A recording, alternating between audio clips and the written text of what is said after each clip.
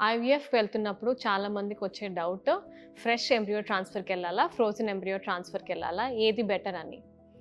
ఫ్రెష్‌కి కొన్ని అడ్వాంటేజెస్ ఉన్నాయి. ఫ్రోజన్‌కి కొన్ని అడ్వాంటేజెస్ ఉన్నాయి. ఏ ట్రాన్స్‌ఫర్ మీకు బెస్ట్ అన్నది మీ డాక్టర్ అండ్ మీ పర్సనల్ కండిషన్ మీద డిపెండ్ అయ్యి ఉంటది. మీ కండిషన్ బట్టి మేము ఫ్రెష్‌కెళ్ళాలా? ఫ్రోజన్‌కెళ్ళాలా? అని అడ్వైస్ చేస్తాము. సో, ఫ్రెష్ ట్రాన్స్‌ఫర్ అన్నది మనకేంటి అడ్వాంటేజెస్? ఒకటి వెయిటింగ్ టైమ్ తక్కువ. అంటే ఎగ్ పికప్ అయిన వెంటనే ట్రాన్స్‌ఫర్‌కెళ్ళొచ్చు. 2 బాడీలో న్యాచురల్ కండిషన్స్‌ని మనం మిక్స్ చేస్తాం కాబట్టి ఇంప్లాంటేషన్ రేట్ ఎక్కువుంటది. థర్డ్ పాయింట్ మీకు హార్మోన్స్ నార్మల్‌గున్నాయి అండ్ ఇతరత్రా రిస్క్స్ లేవు అంటే ఓహెచ్ఎస్ఎస్ అలాంటివి రిస్క్స్ లేవు అంటే ఫ్రెష్ ట్రాన్స్‌ఫర్‌కి కూడా ఈక్వల్ సక్సెస్ రేట్ ఉంటది.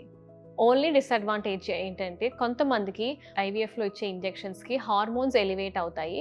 మరి కొంతమందికి ఓహెచ్ఎస్ అనే రిస్క్ కూడా రావచ్చు. ఇలాంటి పేషెంట్స్‌కి ఫ్రెష్ ట్రాన్స్‌ఫర్ చేస్తే సక్సెస్ రేట్ తగ్గుద్ది. ప్లస్ పేషెంట్‌కి కూడా సైడ్ ఎఫెక్ట్స్ వచ్చే ఛాన్స్ ఉంటది. ఫ్రోజన్ ఎంబ్రియో ట్రాన్స్‌ఫర్ అడ్వాంటేజెస్ ఏంటి? ఒకటి మనం బాడీని మంచిగా ప్రిపేర్ చేసుకోవచ్చు. ఎందుకంటే కొంతమందికి ఎగ్ పికప్ అయ్యాక వీక్‌నెస్ ఉంటది అండ్ నార్మల్‌గా సెట్ అవ్వడానికి టైం పడతది. సో, ఫ్రోజన్ ట్రాన్స్‌ఫర్‌లో మనం బాడీకి రెస్ట్ ఇస్తున్నాం కాబట్టి మెంటల్‌గా అండ్ ఫిజికల్‌గా పేషెంట్ బెటర్ ఉంటారు.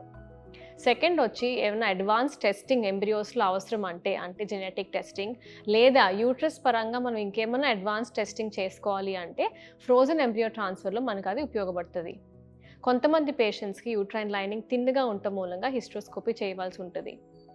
సో, ఇలాంటి పేషెంట్స్‌కి frozen embryo transfer more useful. Third point మన ఓహెచ్ఎస్ఎస్ అండ్ హార్మోన్స్ ఎలివేట్ అయితేనే ఎలాగైతే మనకి సక్సెస్ రేట్ తక్కువ ఉంటదని చెప్పానో, ఇలాంటి పేషెంట్స్‌కి ఫ్రోజన్ ఎంబ్రియో ట్రాన్స్‌ఫర్ చేస్తే సక్సెస్ రేట్ ఈక్వల్లీ గుడ్ ఉంటది. సో, మీరు ఏ కోవలో పడతారన్నది మేము మీ కండిషన్ చూసి డిసైడ్ చేస్తాము.